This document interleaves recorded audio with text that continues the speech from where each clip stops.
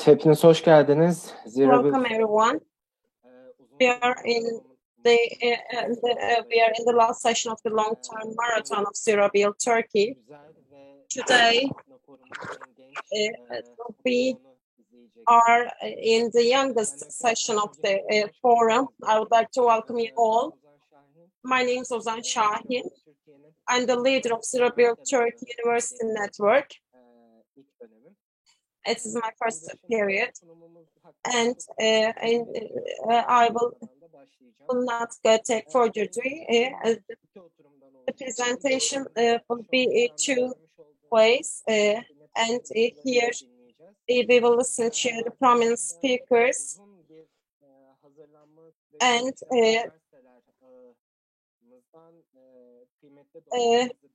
we will listen to our prominent friends.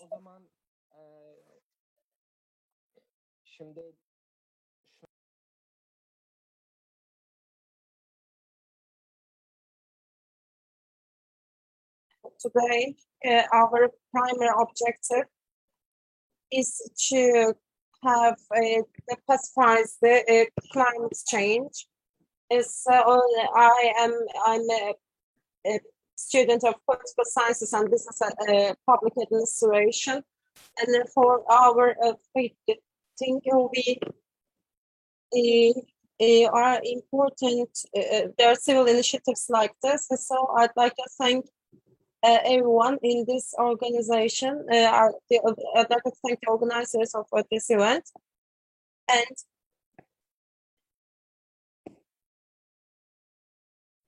the first speaker will make the panelist. I'd like to introduce the speaker, Algedik. He is working in project management, energy and climate change. He has 25 years of years of experience in communication in defense industry sector. He acted as a project manager, and he acted as in Gamma Energy, and in Qatar he managed the renewable energy projects. And when he was in SR company, he made the feasibility and wind modeling activities since 2009. He's been working in the energy efficiency area, and the World Bank, with EBRD, he acted as expert in climate, energy efficiency, and renewable energy. And at the same time, the regional environment, in the scope of regional environment for environment, he worked in the inventory of greenhouse gas in Turkey. At the same time, Algedik is the person who made it possible for the first legislation. The role of Turkey is a role in climate change, and with the reports, aforementioned reports. And he also had a study for monitoring the climate change report, and he is writing in Yeşil Duvar and Duvar Yeşil Gazete and Duvar. Thank you very much for this invitation. I'd like to thank you for this grand final. I'll continue with my presentation. I hope that is okay.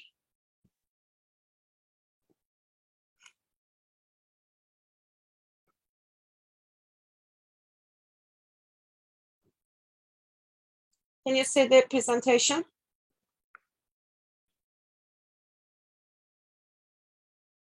Yes, we can. Super. Great.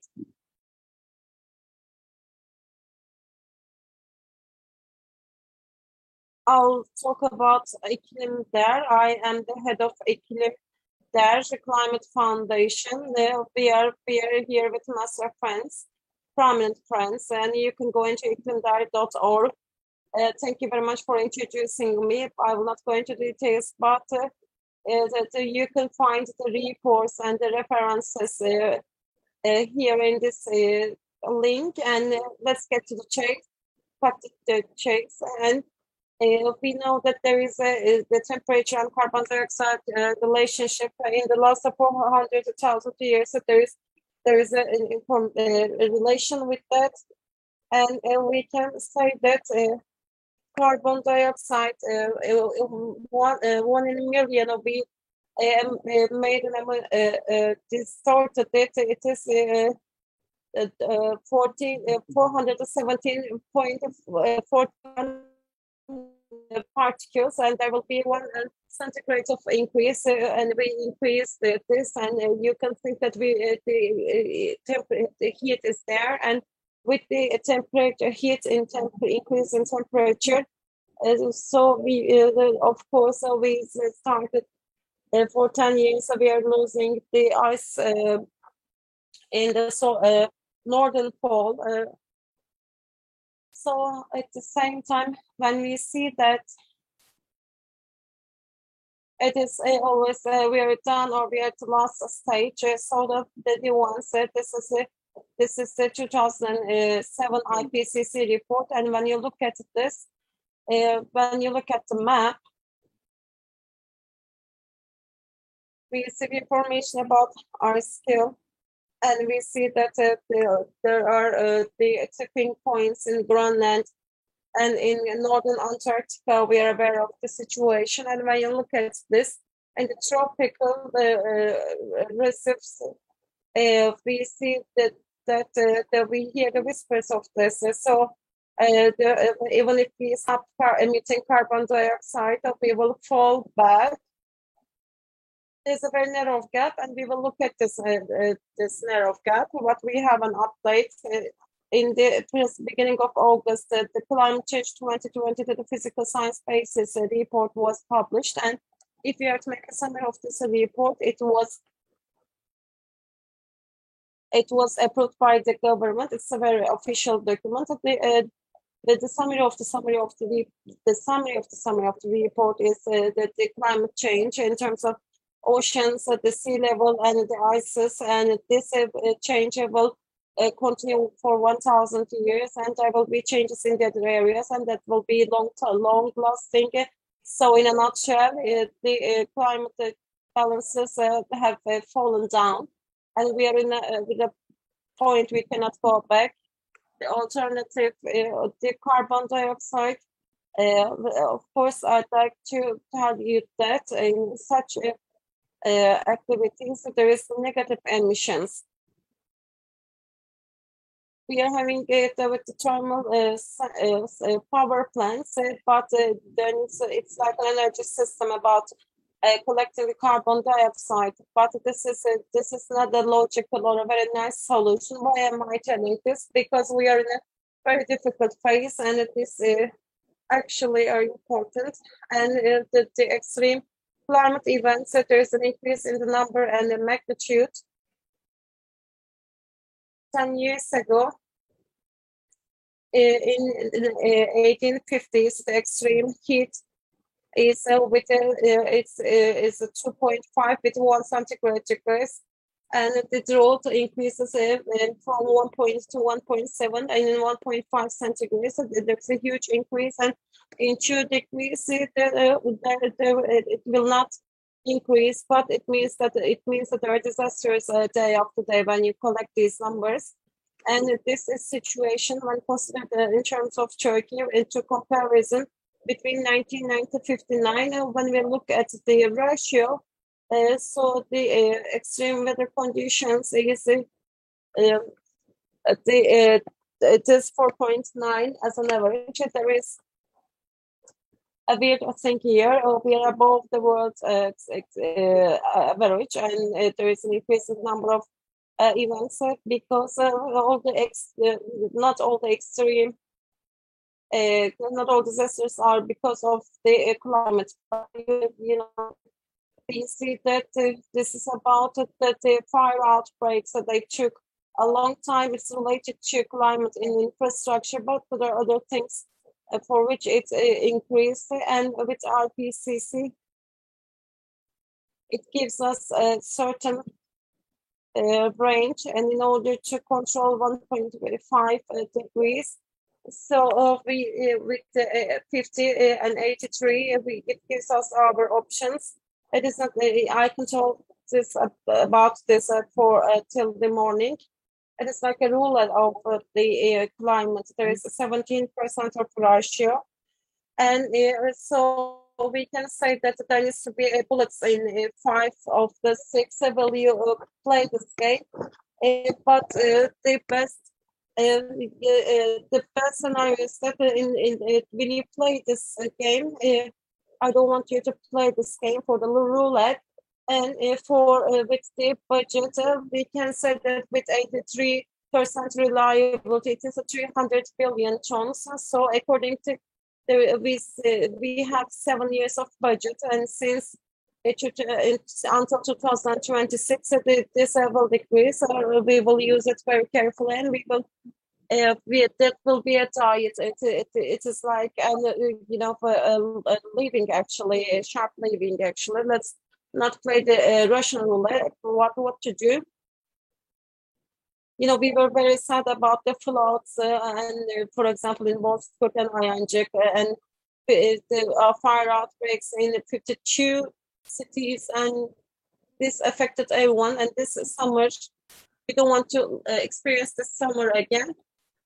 So we have to do something different. What to do?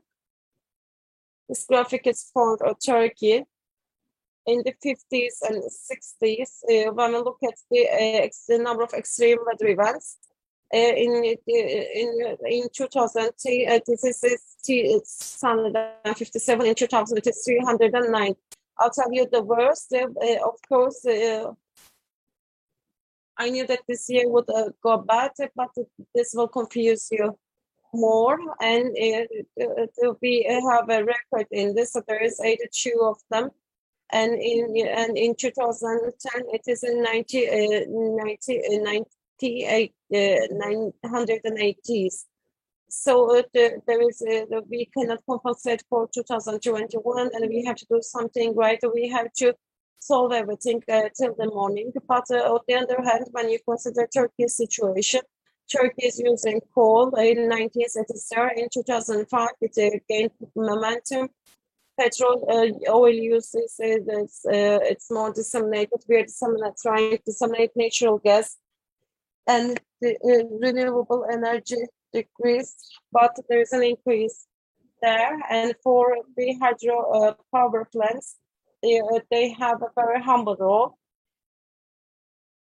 I see certain things. There is energy dependency and fossil oil fuel dependency, and there is the important fuel dependency. Why? Because in terms of energy area, there is an area that is not used. In 2008, there is a building and energy performance regulation was enacted, and this was very good. However, in 2010, there was a delay of energy document. In 2017 and in 2020, we are talking about the delay. It is the energy guidance document is the most important thing. And we can say that this is from a report, and 13 million buildings, only 10% of them have the energy identification document. It's always delayed, and it is not obligatory. So let's say this is a problem with the houses. And when we look at the commercial sector and the service sector, there is a similar table, a similar picture, and we have to have a huge campaign about this. And 2021 is our last result, last chance, but we have a very graphic for the last 20 years. There is 1 billion ton of cement is concrete is given, and we can say that 1,750,000 gas, and also the barrel oils and the highways and everything. The climate of Turkey changed a lot, even if the climate in the world doesn't change. So we can say that we gave money to import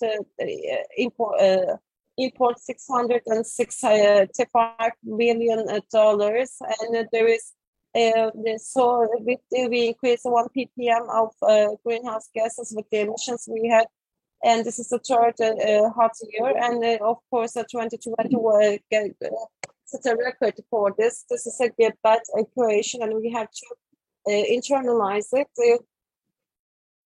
This prepared by Ekençnar Birliği, and we can say that we spent $665 billion in 20 years. So tea and coffee from the house could be given, so when you say 10%, it is $66 billion. This is a huge figure, and everyone can understand it is quite important. So let's have this. Let's look at this year. In 2009, I looked at that there's a 22 million ton fruit was produced, but at the same time, that there is a 41.7 million tons asphalt was laid, and 31.1 million ton vegetables produced. But at the same time, 45 million ton concrete was laid. So and there's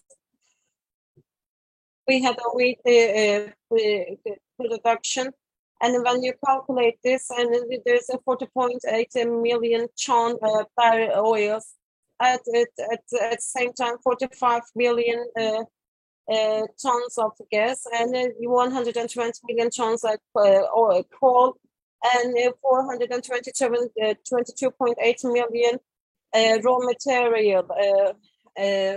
material for the construction.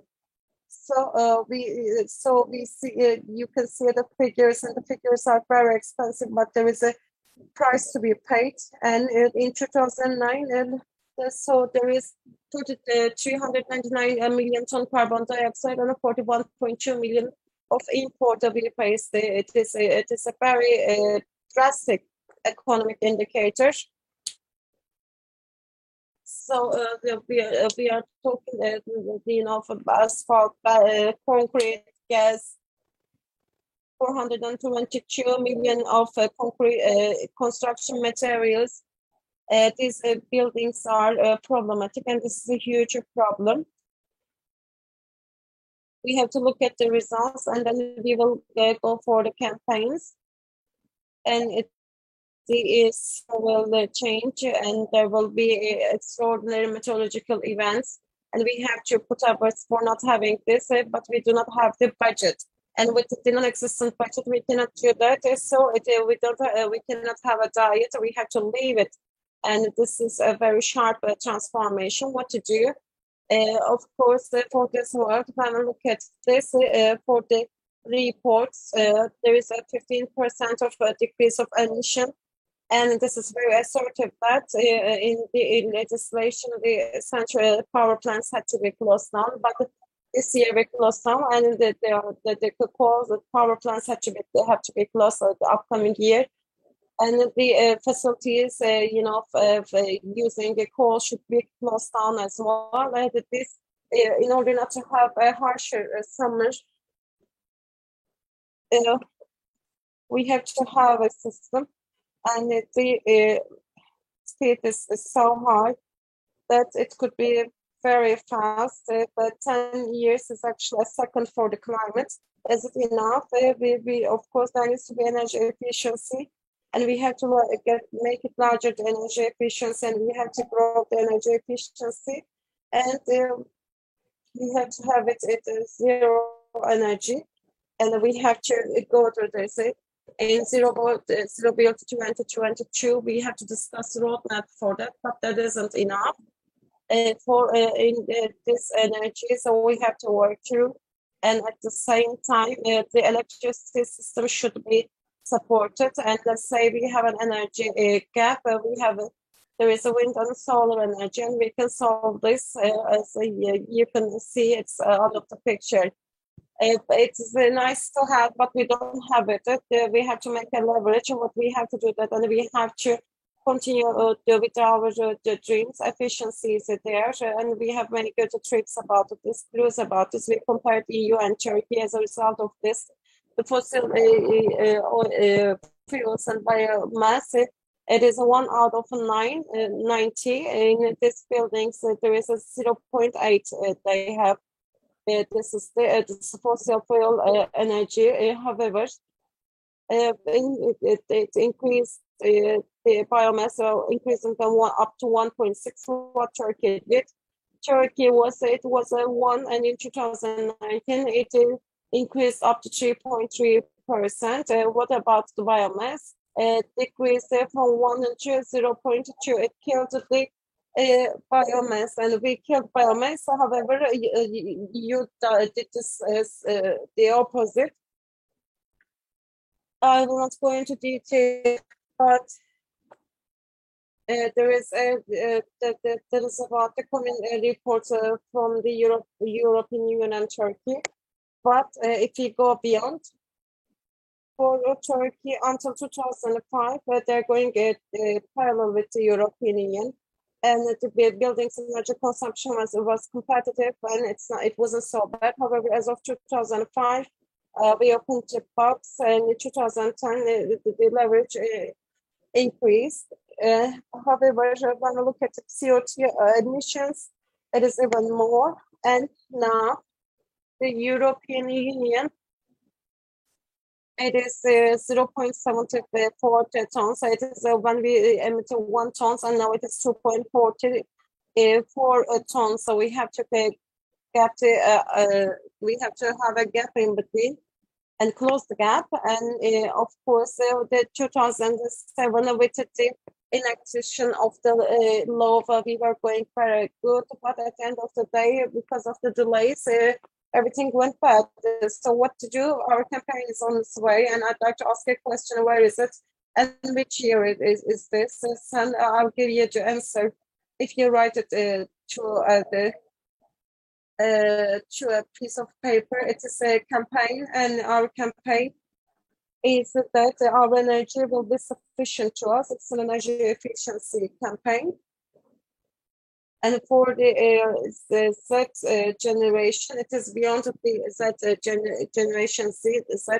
We will find ways to spend energy, and we will put our efforts to not to waste the energy. And the subject of the campaign will not be this. There will be the Welsh.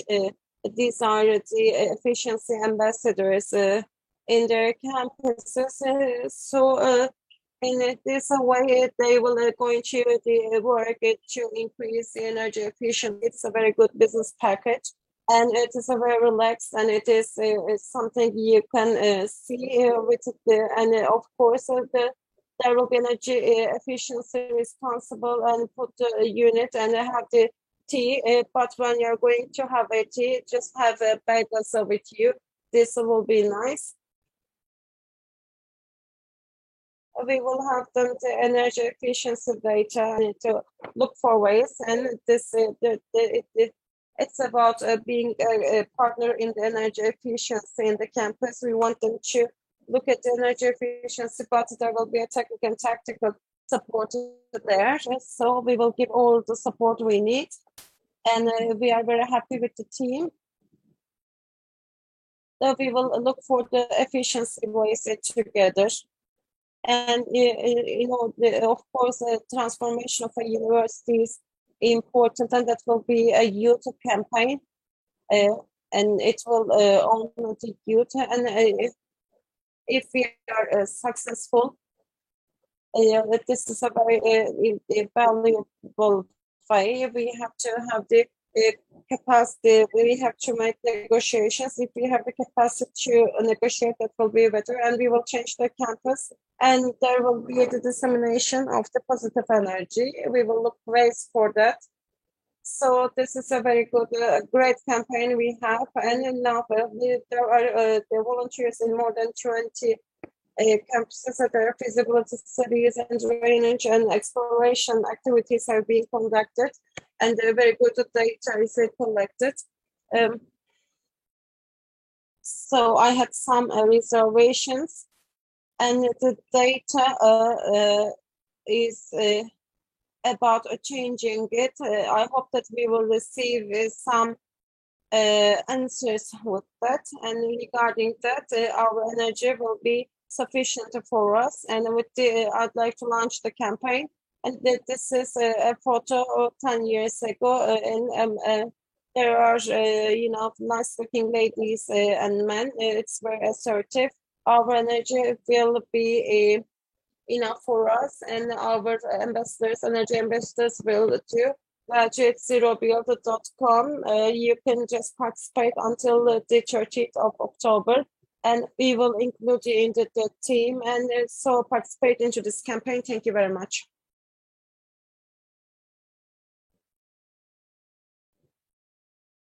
Thank you very much for your presentation. It's good to be a Belchi, an energy efficiency ambassador. Now we'll continue with Onur Bey. He's going to have his presentation with energy efficiency at the campuses. I'll briefly introduce him.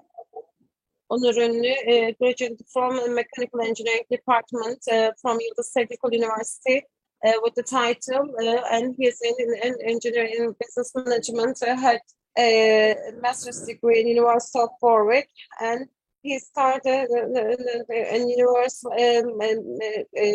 company in 2002. He started working. He started as industrial marketing engineer, and with ESCOM in corporation, he worked in energy efficiency consultant, and he made in the applications. He worked in.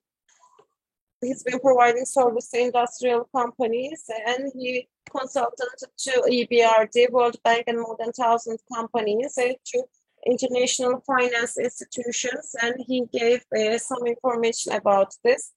And Turkey is at the had the energy performance contracts, and he is a study project expert and the performance contract expert. And Onur Ünlü has many research and academic studies, and he is there start and with the TTM, and he's continue his work there in the chambers. Thank you. You have the floor.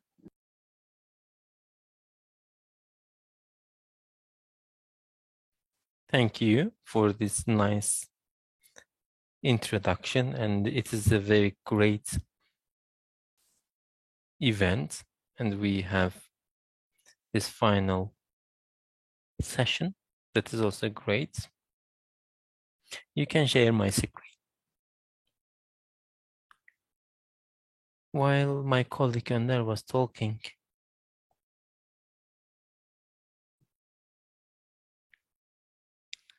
if it is your first time to hear this situation, it is terrifying. I wish I had a chance to say my colleague Önder was exaggerating, but this is not the case. Unfortunately, this is not the case. He shared the current figures and data. Today, I will talk about the energy efficiency, which my colleague Önder also talked about, and what we can do for the energy efficiency.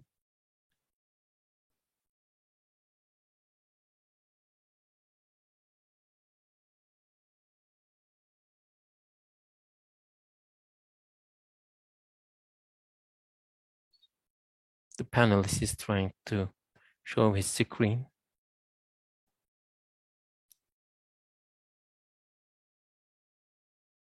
Can you see my screen?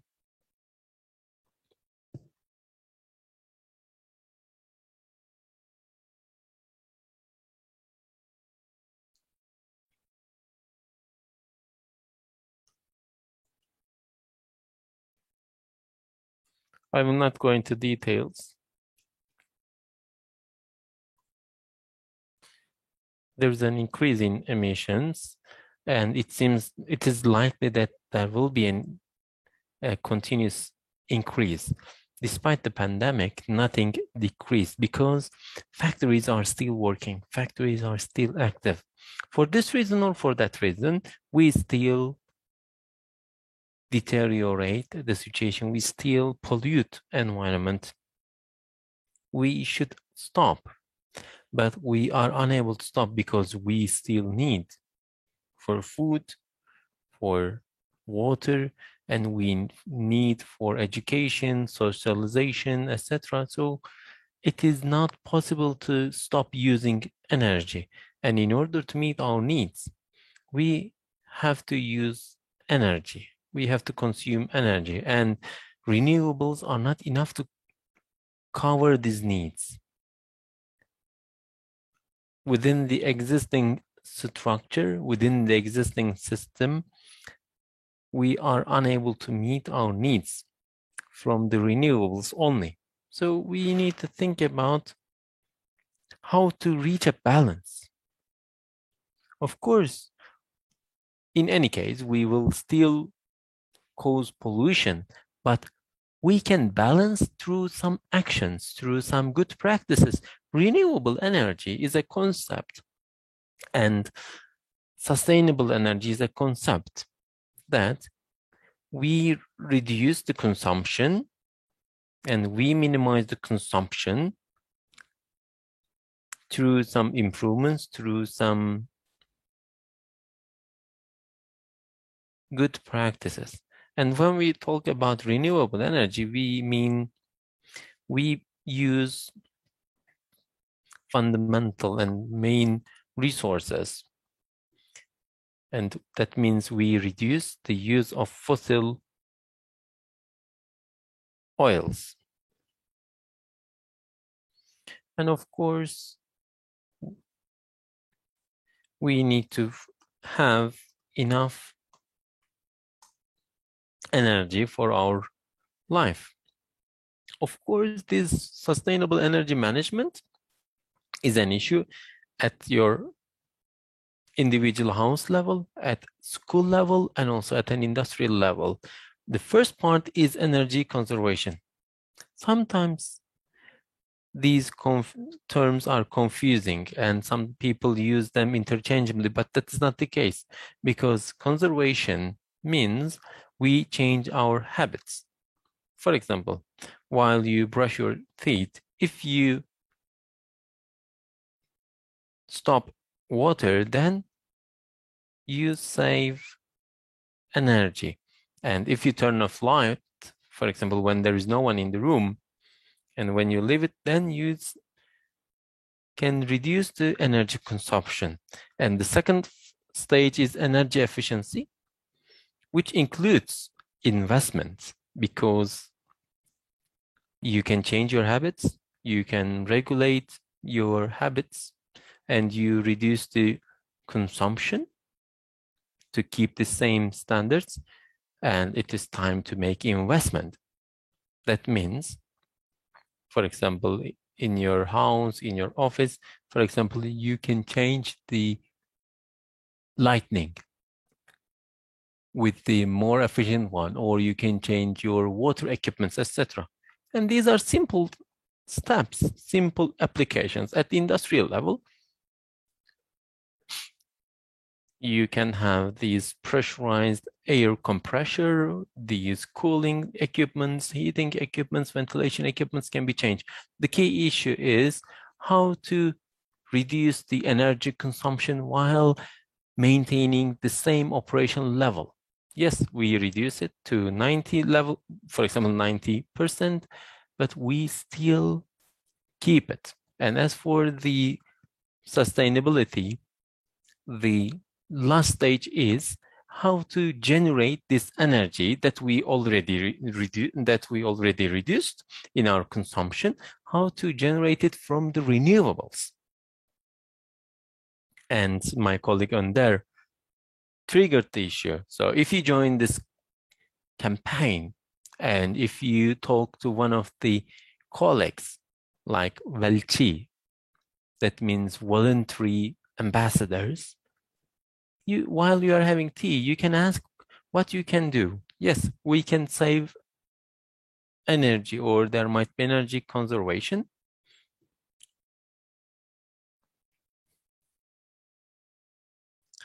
And then we can also optimize the investment. And it also shows the level of interest that you have. because when we talk about the renewable energy, the sustainable energy management, we should follow these 3 steps. These are the key 3 pillars of issue. If there is this leakage of heat pumps, for example, work for nothing, then you can't be energy efficient. You can't be an energy efficient company. So you may seem an environment friendly company, but this is not the case unless you take the required and the necessary actions. As for the energy efficiency, it is lack of energy resources. It is important. And then we are talking about clean energy resources. So I have been working in this sector for 25 years already, 30 years already. We know that these fossil oils are still available.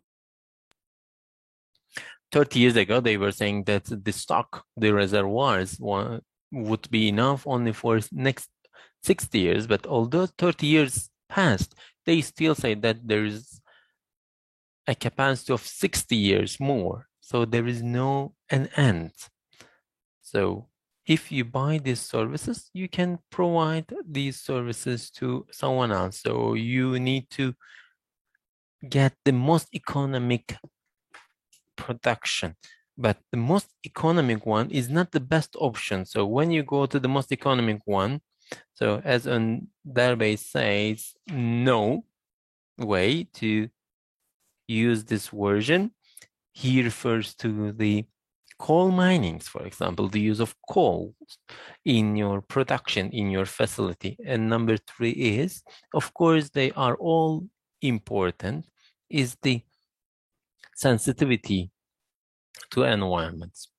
In order to have a future which we can live with no problem, we need to work on all these issues. And the new world system, the new world order is approaching. As you know, the EU Green Deal is approved, and by 2030, the CO2 emission will be decreased up to 55%, and by 2040 it will be 85%, and by 2050 there will be carbon neutral atmosphere. And of course, carbon neutral doesn't mean that there will be no carbon, but it will be a balanced production of carbon. There will be some countries or some facilities that will produce carbon, and there will be some which do not produce. So it will be balanced. Of course, it is a challenging and also an expensive journey. But what we need to do is there are a lot of steps to be taken. And there is need for additional supportive mechanisms, and renewable energy investments need to be increased more times. And we have these scenarios. For example,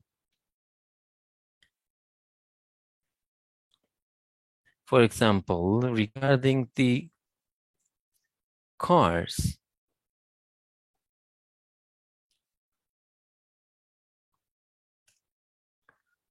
electrical car, if we have just one today, there must be 18 in the future. That is the only way by 2030. And also the energy concentration should be reduced 4% every year. And also the use of fossil resources must be reduced 20% reduced every year. And also there is need for an increase in investment, 30 million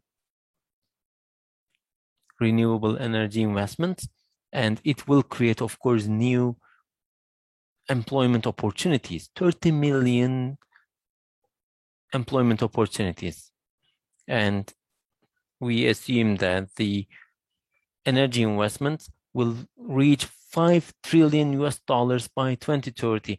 And also we need to increase the GDP by 0.4 by 2030. Of course, these are not easy objectives to achieve, but the question is how we can achieve it.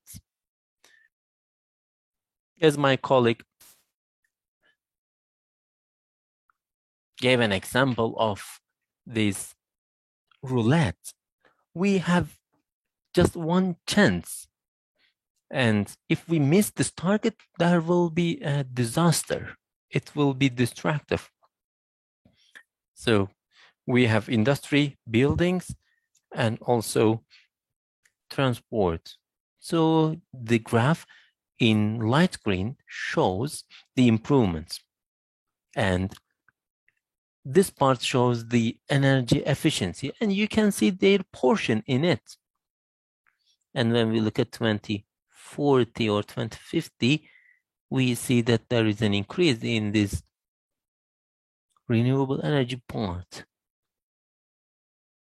And the management of the demand part is important. And there will be a lesser consumption by 2050, and it is possible. And what should we do in the way towards zero CO2?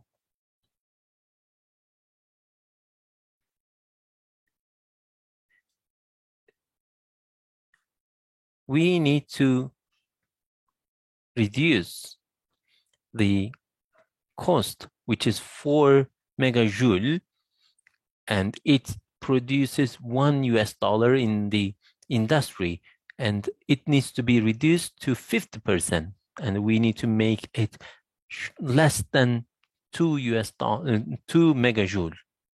And as you see, energy efficiency is very important. As I said in the beginning of my presentation, if we want to achieve these goals, we need to work on this issue. And energy efficiency is the key issue. Then renewable energy, the transformation of the oils. But the first step is the energy efficiency. Dr. Fatih Birol, he is an executive director of the IEA, and he said the world urgently needs to put a laser-like focus on bringing down global emissions.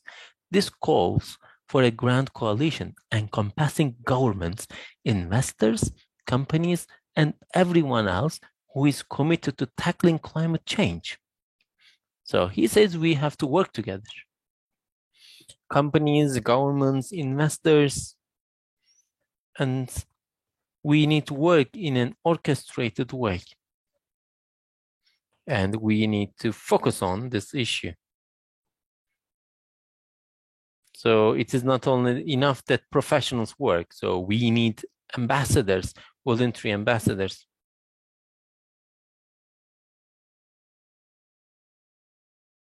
And we need people.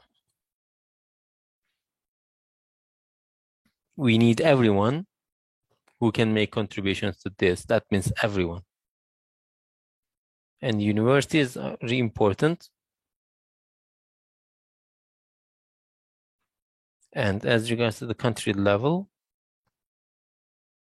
we should be careful. The more I reduce the consumption, the more I save at the country level.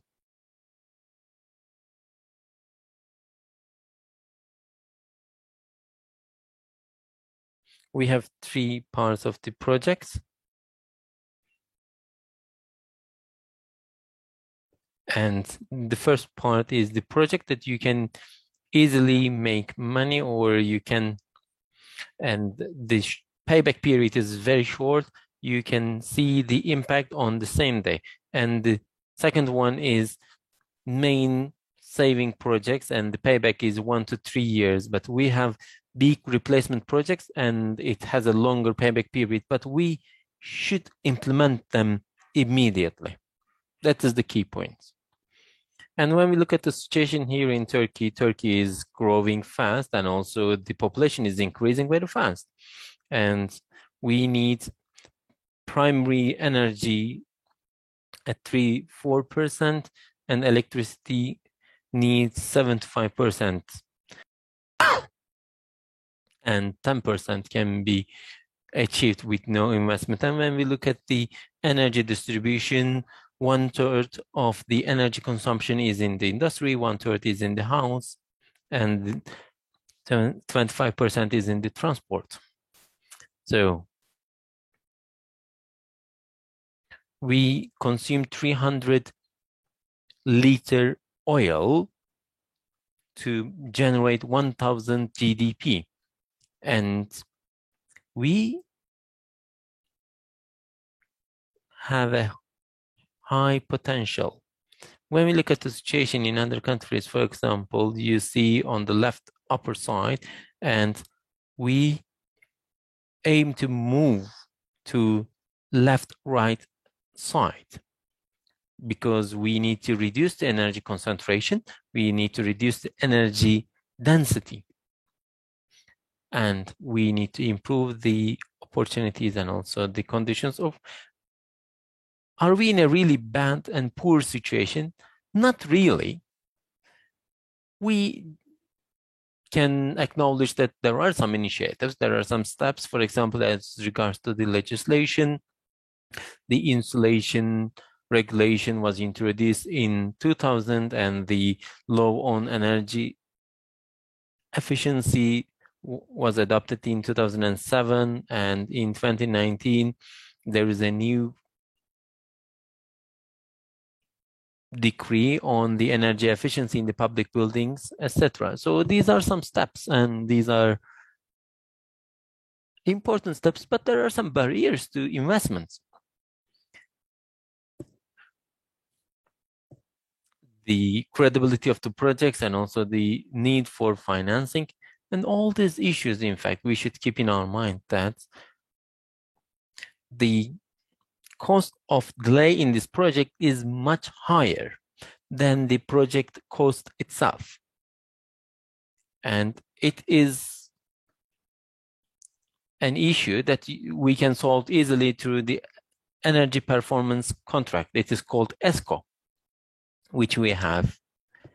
And an energy service provider can make all the investments, and universities make no expenditures, and they can easily implement this project.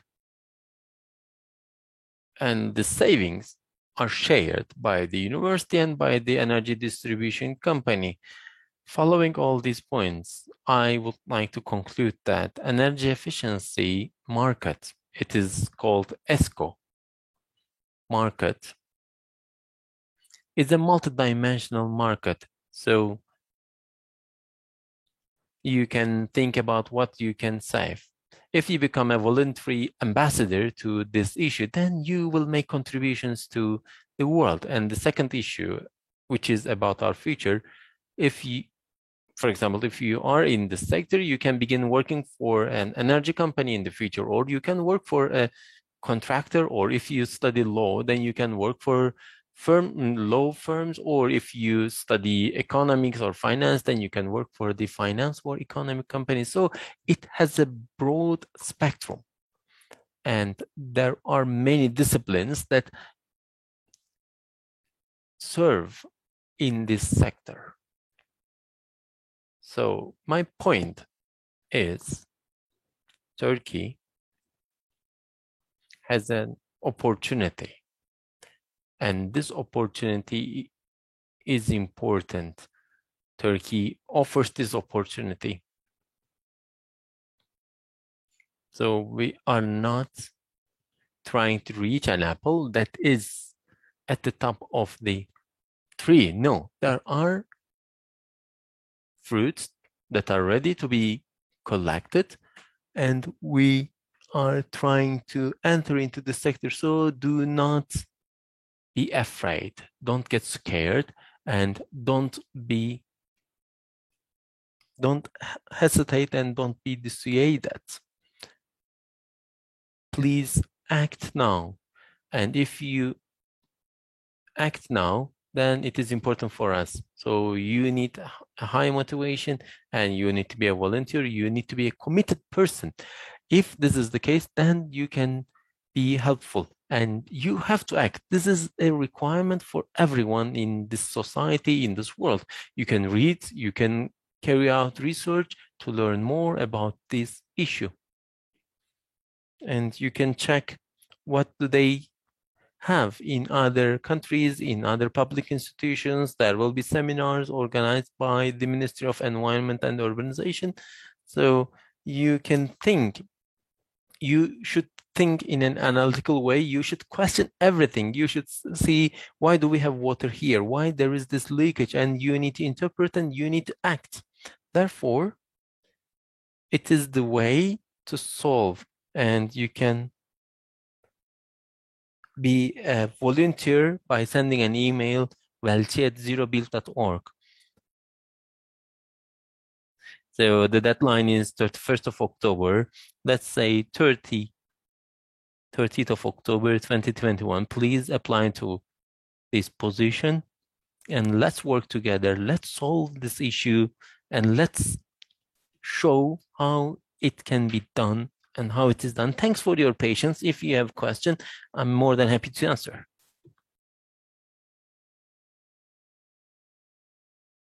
Thanks a lot for your kind presentation.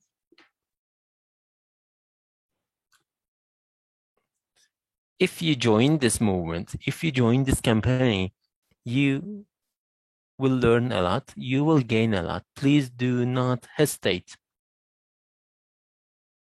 to join us. Now I would like to give floor to Leyla Hanım, but let me introduce her first. And she will make a presentation entitled Energy Efficiency Everywhere. She works in innovation projects and also works for the EU funds, and she works in the SMEs, startups, and also universities, and also for the local authorities. She has an experience. She is the CEO of TAGGES, with statistic background and ICT business and innovation knowledge for 30 years, experience in EU-funded research and development innovation projects, innovation management consulting, collaborating with industry, academy, NGOs, and main SMEs and startups. Innovation consultant in the ICT-based innovation, application services on smart cities, sustainability, and circular economy, and as data enthusiast, open and linked data interoperability, big data, IoT, AI, blockchain impacting on SDGs, member of the advisory boards of the various academics and non-profit groups in Turkey and Europe, active partner of Plastic Twist Blockchains based on circular economy platform, founder and board member of Istanbul Blockchain Women Association, active in European communities of big and open data, ICT, digital social innovation, and open innovation platforms, as a member of NEM, NESI, ODI, and DSI. Thanks a lot for your kind introduction. My presentation is energy efficiency everywhere. I'm trying to support this campaign from a different perspective. Yes, you can see my screen.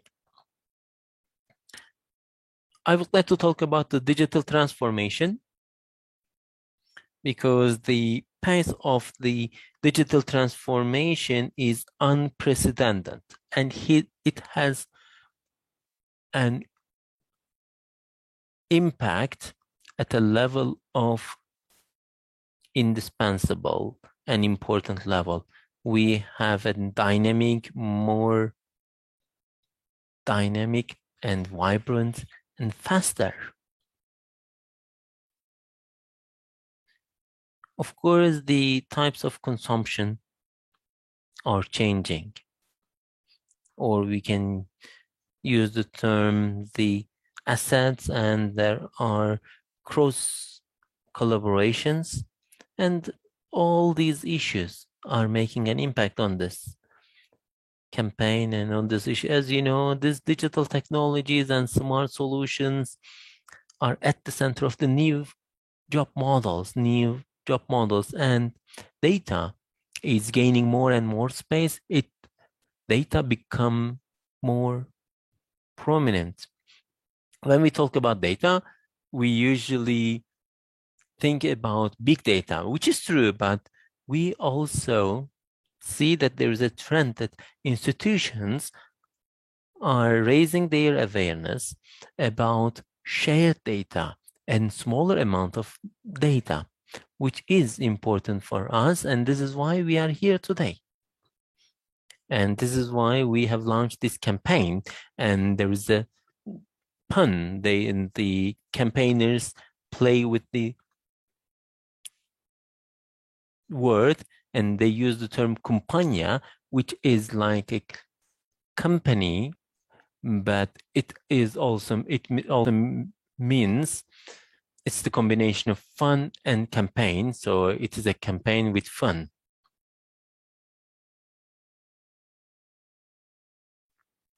So there are two sayings. One of them belongs to me. It is important. Camilo Benso says, if you can count or if you can measure something, then you have an idea about this. And if you are unable to count, if you are unable to measure it, you have no idea about this. So Camilo Benso says this. And that is what I was taught by my father. And I have my own phrase, my saying. It is like what we have done so far is the proof of what we will do in the future. So my formulation is data is the proof of what we will do, what we have done and what we will do. So when we talk about the energy efficiency, what do we mean by? So this is the formulation. So it is like energy efficiency. And again, there is a playing with the words in Turkish because the first part of the efficiency in Turkish means data. So access to data is important. Gather and collect and research. We need to form data and we need to understand, transform, analyze, and share and reuse this data. It is important, and we will form strategies. We will also have scientific findings, and also we will have smart solutions, which is important and which are not separable. So access to data, how we can access to data. It is important. Yes, data is everywhere now, but what do we mean by data and how we can access? That is important. That is the important point. So energy efficiency ecosystem has various stakeholders. There are industries, there are local administrations, the central government is there, university students, developers, and service providers or solution providers, citizens are there, business is there, even artists are there, analysts there is media, journalists, and media is there. So the energy efficiency ecosystem is composed of everyone that is in this world. So the system is composed of people.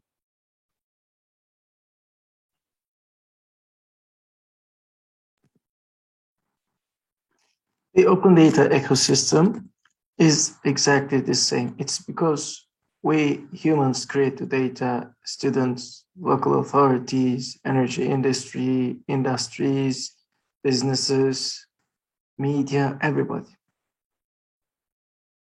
That's why I want to highlight this nature. We generate data, we make use of the data, and data is everywhere. So if you want to be energy efficient, we need to access data. Okay, what is this open data? What do we mean by open data? What are the benefits of open data? Data actually have various characteristics. You can think of not only energy in terms of energy data, but also financial data, communications data, geo data, which is actually location-based data, and weather data, and even cultural data and statistics data. And such data can be addressed in combinations with their interactions between each other. We can create outcomes, public sites, manufacturing, health industry, public sectors, all benefit from it. And the energy industry also benefits from it. Here we see the benefits of open data again, as shared by the European Union. With open data, we can make better decisions. It is proven that, according to measurements, 16% less energy can be used across Europe. For example, 629 million hours saved, which is equivalent to 27.9 billion euros. And there are many other examples of open data.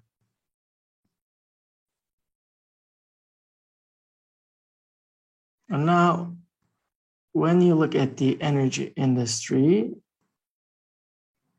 the data here are not all accessible. Okay, we need to access those open ones, but not all of them are open. So the Open Data Institute has this study creating a data spectrum across the energy industry, and it shows actually the open, commercial, closed, and shared data, and categorizes them accordingly. And here it tells us about what data we can access, what data we cannot access, or what data we can partially access in the energy industry. We need to know them in advance so that we can do our planning accordingly. Of course, the Open Data Institute in the United Kingdom conducts their study. In our country, we should look at open, partially open, or closed data and identify them accordingly. That will be an important initiative. Yes, for example, open power system data is created. I say it in English because that's how they call it. Actually, this happened through a platform. And to ensure efficiency in the energy sector, we need an open power systems data. That's why they created this website, openpowersystemdata.org.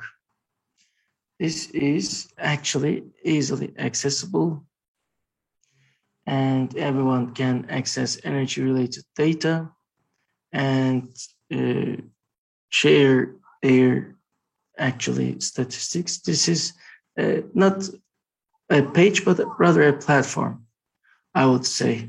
And we can share data from our country or benefit from the shared ones internationally. For example,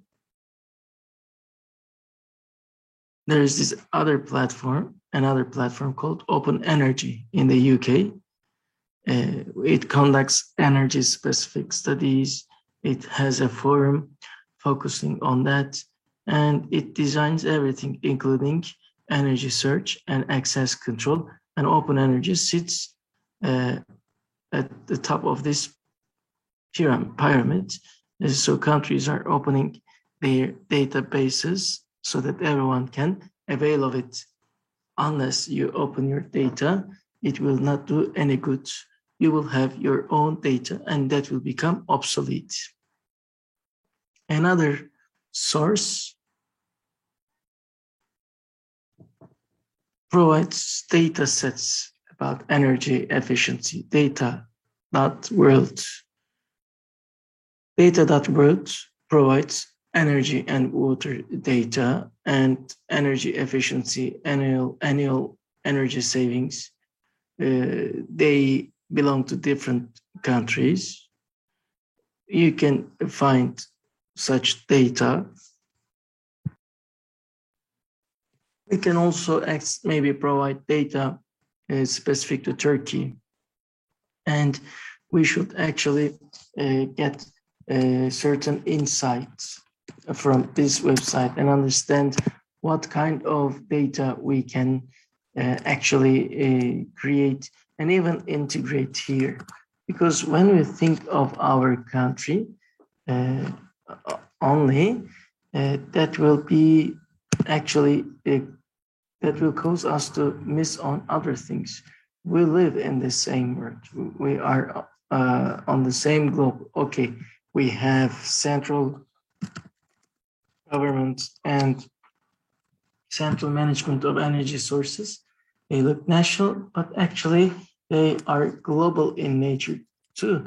So we consume it together and we need to have this global outlook, and we should gather national and international data accordingly.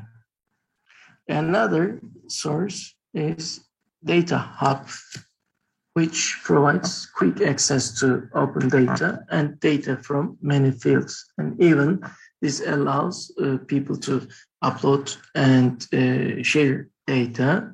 Again, this is an important platform to access open data, and you can find many data related to energy efficiency as well. Okay, these are international or global, not international, but rather global data sources. We are also a part of it. I refer to these platforms and data. What about the open data in Turkey? For example, Istanbul Metropolitan Municipality, as you know, Istanbul is a huge city. It provides open data portals. And here you can see IMM energy consumption report, also investment type and length information. There is a plethora of data about water, about environment, about energy. You can access many Istanbul-related data instances. You can also contribute. And you can share the shortcomings about the data here, contribute to the formation of new ones. So actually we have these open data sources at hand. Another resource is Aperta. Aperta is actually open in Italian. This is our own national open data portal. I say it is scientific because it is an open portal for scientific data. By the way, let me say that if you want to access data, you can look at energy efficiency, weather conditions, or environmental conditions, but also you should pay attention to data from scientific articles, because here quality and quantity are addressed both by these works. It is crucial to access such data from scientific sources, and we have a portal for that. Okay, I referred to accessing different sets of data. We are talking about energy efficiency, but also I am referring to biodiversity data. Why? because biodiversity is everything for us. Biodiversity means our natural living space, and even vegetation canopy and our energy efficiency resources are connected to this biodiversity. We should not lose sight of them. I thought that when we combine data, we should create different combinations, and maybe biodiversity is the most important one among those elements. We have a biodiversity, actually National Biodiversity database. It is called the Noah's Ark. Actually, a lot of investment went into it. However, we have access to only statistics data. But when we want to buy research about endemic species as part of biodiversity, we see a barrier. So it should be open to actually researchers, including the students yourselves. You should actually be the forerunners when it comes to demanding such data. What other data do we see in Turkey? We can look at the Open Data Index, and Turkey ranks 45th in terms of open data. The open ones are indicated by red, by green. The closed ones are indicated by red.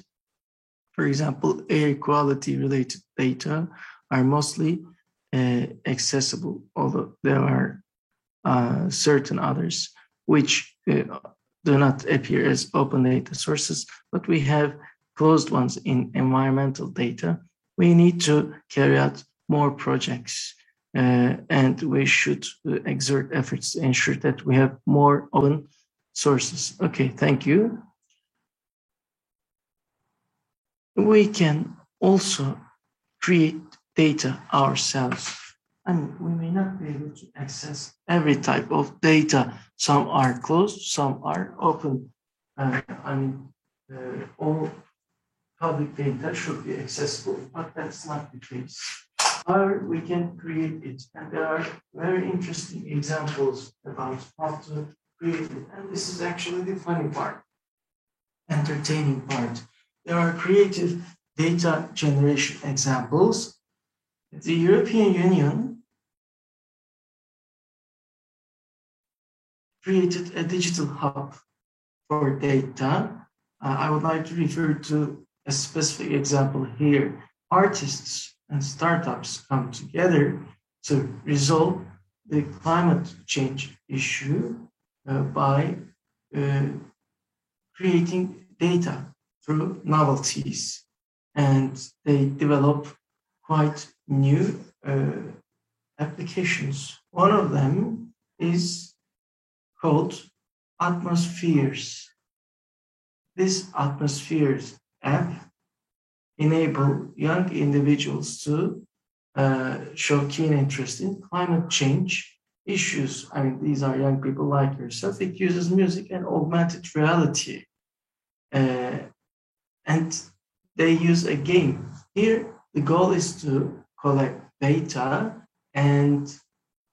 data about climate change and create awareness through this data collection, and subsequently make many activities possible. This is a newly funded project. It is still in the development phase, but I thought this would be a source of inspiration for you. That's why I wanted to share this entertaining application. Another example of creative data formation, Mr. Ozan introduced, when he introduced me, he told me that I work as part of a plastic token, and I'm still part of it. In this project, we said that in order to make plastics valuable, and here plastics is one of the important sources for us in terms of waste.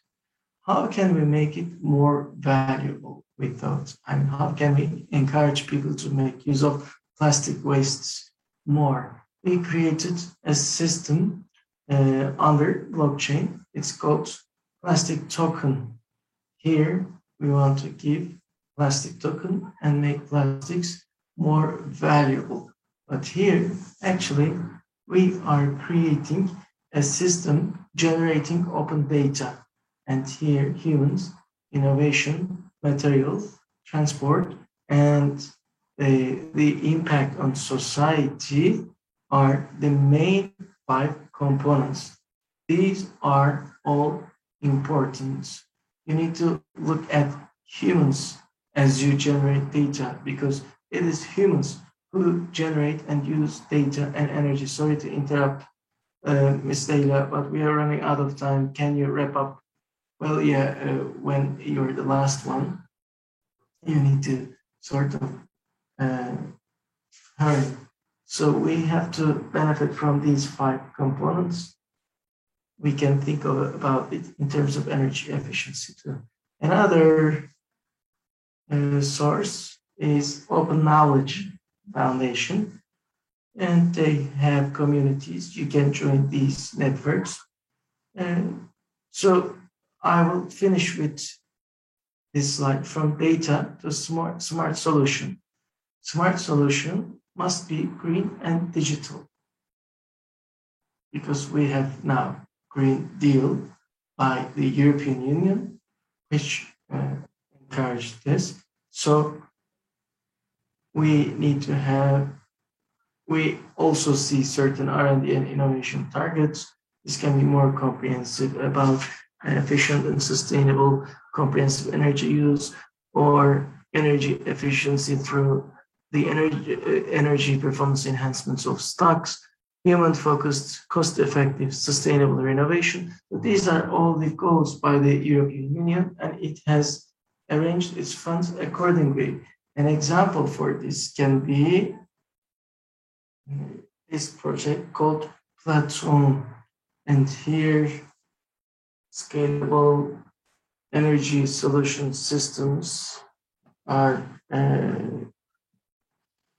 exhibited by a reference architecture or baseline architecture, and there are new calls for this. Yes, the next slide would even show that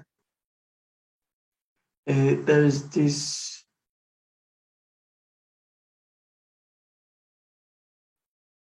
call for projects that will be actually represented by renewable energy projects. Another one is the data-driven energy efficiency hackathon. You can join it as a team, and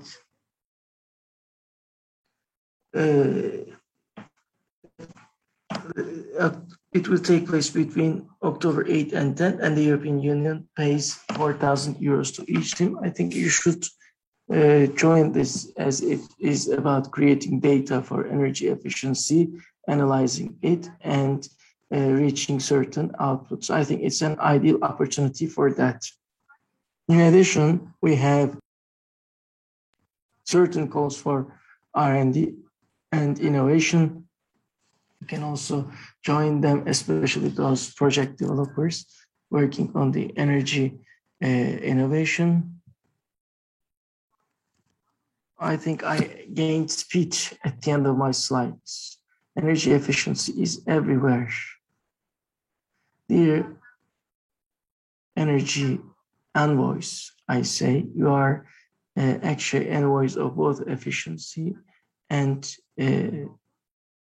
data. That's why I created this word of play. So our energy, you should join the campaign, Our Energy would be enough for us, and send your messages to welchi@zerobit.org. And thank you very much for your attention. I can take your questions. Now, with your permission, I would like to invite and introduce my partners in this project. I would like to thank all of them. This has been a difficult year for the universities, as we had to continue our education without being able to take part in the campuses. And our friends have really worked hard, exerting great efforts. We had very nice meetings. We discussed beautiful things. And if this forum has reached a certain level, I think we are indebted to all those universities. That's why I would like to take the opportunity to thank them. Now I would like to leave the floor to my friends. Yes. Let's proceed like this. I would like to give the floor to Zinet first. She studies in architecture department at Gebze Technical University. She is also the Gebze Technical University intraversity officer. The floor is yours, Zinet. You can unmute your microphone.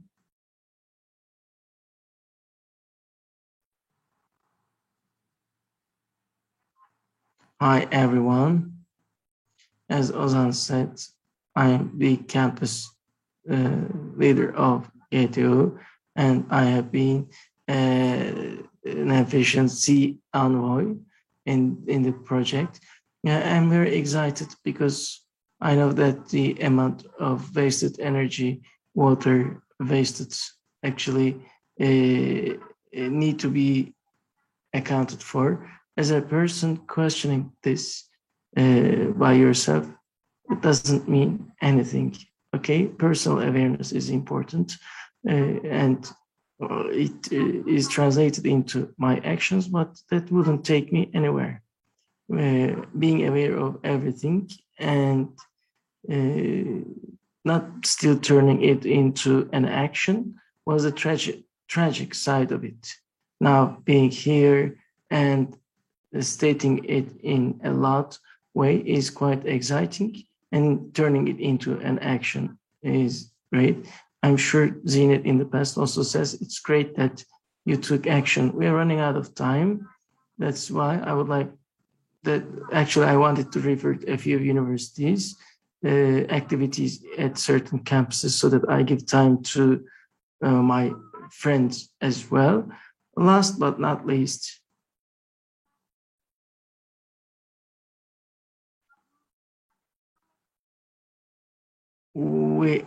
I've seen many inspiring campaigns for universities. I would like to also refer to them one by one, but we're running out of time.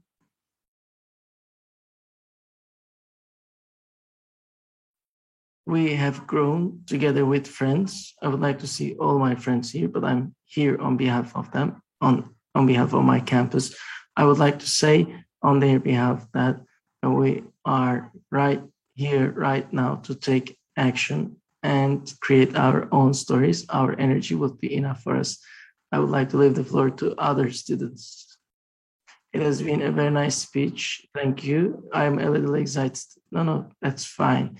You have delivered it quite well. I would like to leave the floor to Dilara, who is from architecture department of Trace University, Track University. She is also the responsible person for this university. Hi, everyone.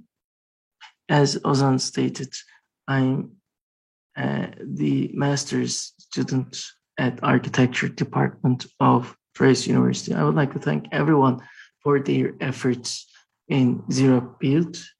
I'm very happy to be here. As Zinet stated, I have been part of the energy issue since my undergraduate years. I have always valued it. I had awareness of it, but it took time to turn this awareness into action. And here we're talking about the depletion of natural resources of our planet, global climate change, and global environmental issues raising to the prominence. But actually, they have been ongoing issues. And here universities are the platforms to provide solutions and actually implement these solutions as laboratories. And sustainability here focus on energy consumption, efficient use of water, transportation, and management performance. I think we should address them holistically. Similarly, rather than creating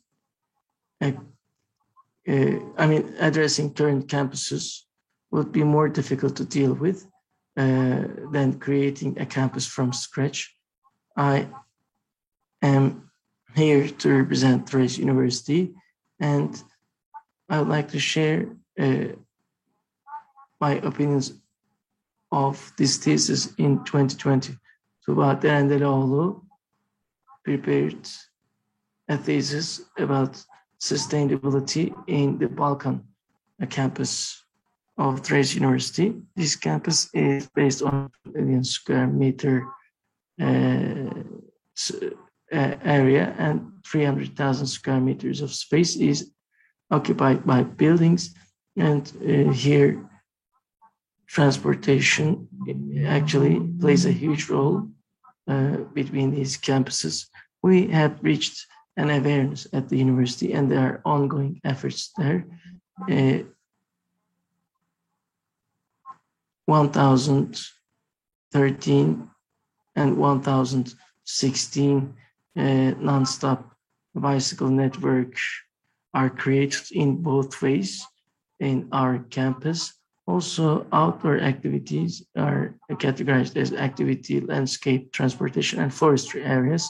And then pedestrian and vehicle routes are divided by green corridors to decrease air pollution and act as a buffer area.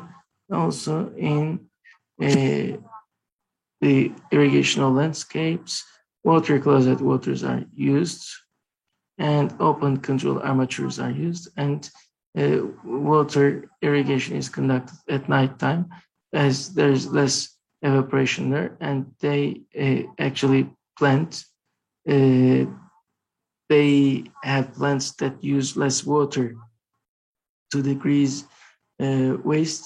Certain student clubs, research centers, and NGOs come together for awareness activities. They, for example, have practices like cloth bags or the inspection of waste store warehouses. Also, out of 71 buildings, 2 of them have been paid attention to in terms of energy conservation, Faculty of Medicine and Faculty of Pharmacy.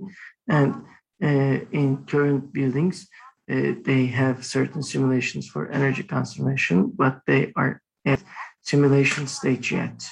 And in Thrace University, there are positive practices on the way to becoming a sustainable campus, but they need to increase in number very fast. Also, to decrease carbon impact, fossil-based energy resources are recommended to be put aside and replaced by renewable energy resources, which will be integrated to the building and encouraged in energy consumption. And this campaign will also lead to auspicious results for all of us and our planet, we believe. Thank you very much for your attention. Thank you, Dilara. Now I would like to leave the floor to, I think we had an extension now. I would like to leave the floor to Zinit, and then I can continue with Buket and Hira. It's great that you extend a little. Other than my university, I would like to tell you about the world. I heard of the campaign earlier, but I was curious about how we will make it happen at the campus, or whether we have examples from around the world. And actually, I conducted a little research, and Times Higher Education actually had these 100 universities about their preparedness for climate change. And I checked their research. Many universities made a promise for carbon emissions, and they reinstalled their campuses, and they actually provided excellent examples to students. And I saw that students. So each university developed a strategy to achieve it, and they became successful. Let me talk about the general framework of this campaign. The University of Uppsala, in order to raise awareness about this climate change, and also in order to achieve this zero CO2 emission, it worked. And they have a strategy which called 10 to 10. And for example, some of these steps are reducing the CO2 emissions resulting from food to 50%. And it's an important step. And this university also organized a series of activities under the name of Sustainability Month in April, and they organized several activities. Another point is that another university is from Ireland. It is College Cork University in Ireland, and since 2007 they have a program called Green Campus. And since then they have reduced the CO2 emissions about 40%, and they are also reducing the waste, and they are working very hard. The students are working very hard, and in 2018, 8,000 students began working on stop using this one-time plastic cups. And they have this issue, and there are several other inspiring activities, and we are trying to create our own story. As the WeVelchi, it is efficiency volunteers. We as young people, we want to act, and we want to create our own stories, and we are ready to act, and we know that our energy will be enough for us. Thanks, and hope that it was a nice presentation. So let me give floor to Hira. Let me introduce her. She's a student of the energy department in Konya, and she is one of the representatives of the Zero Build University students. Yes, the floor is yours. Hello everyone, my name is Hira Tuna. I'm a sophomore student of the energy department. Let me talk about my department. It is a department that is active in our department, in our university only. And the energy management includes energy efficiency. So we will be graduates of energy efficiency. And this is a foundation university established by the Chamber of Commerce in Konya. And we are also a university of zero waste certificate.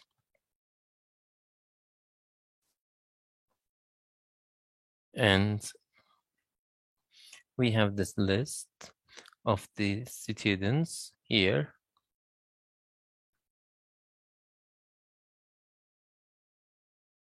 And we have this university. That's the introduction of my university.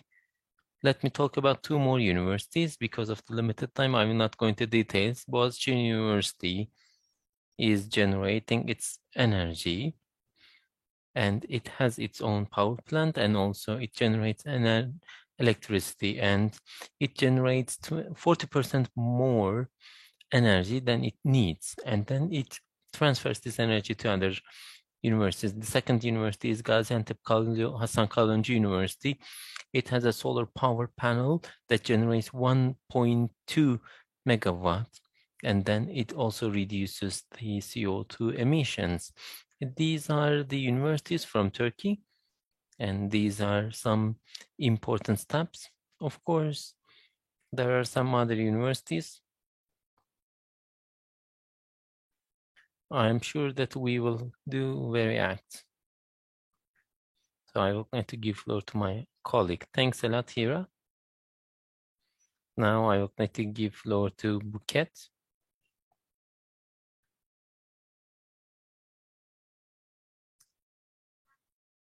In fact, Buket is from Izmir Institute of Technology, and she's a student of City and Regional Planning Department. Her campus is considerably ready for this issue. Yes, the floor is yours. Hello, everyone. My name is Buket. I am an activist of this event, and I'm excited to be with you today.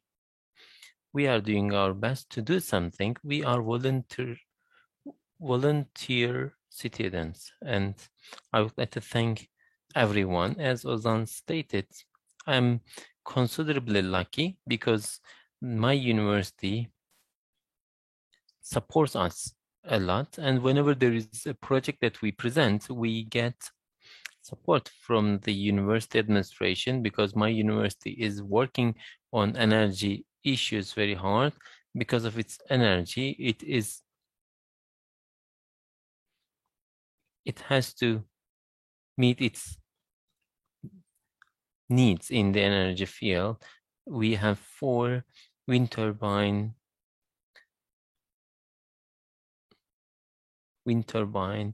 plants.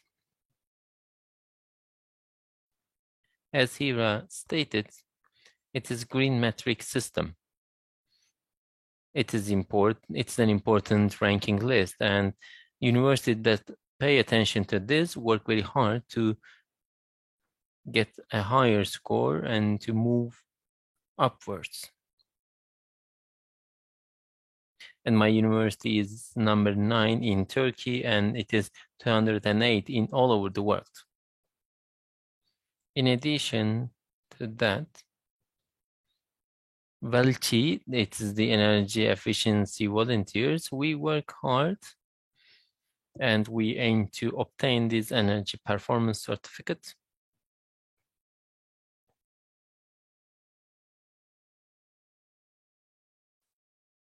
Of course, it is a volunteer and amateur activity, voluntary and amateur activity. And we can find all these issues.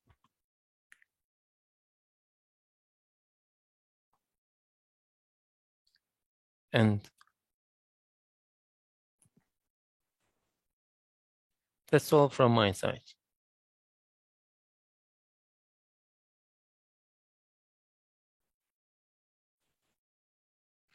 Thank you all for this long marathon. I would like to thank everyone.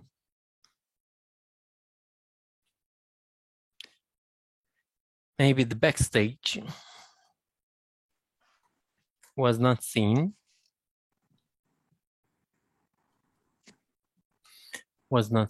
but there was a diligent work and people work very hard. And we had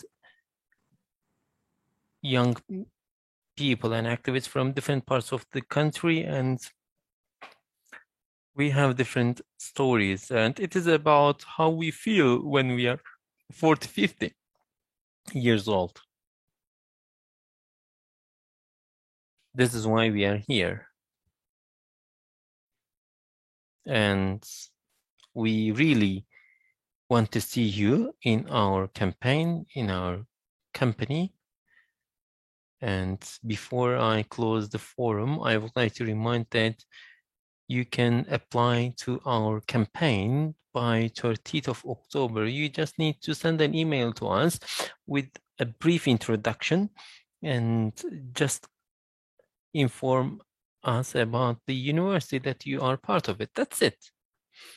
Please email us. That's it. And I would like to thank everyone who is with us today. And I would like to thank you for being with us today.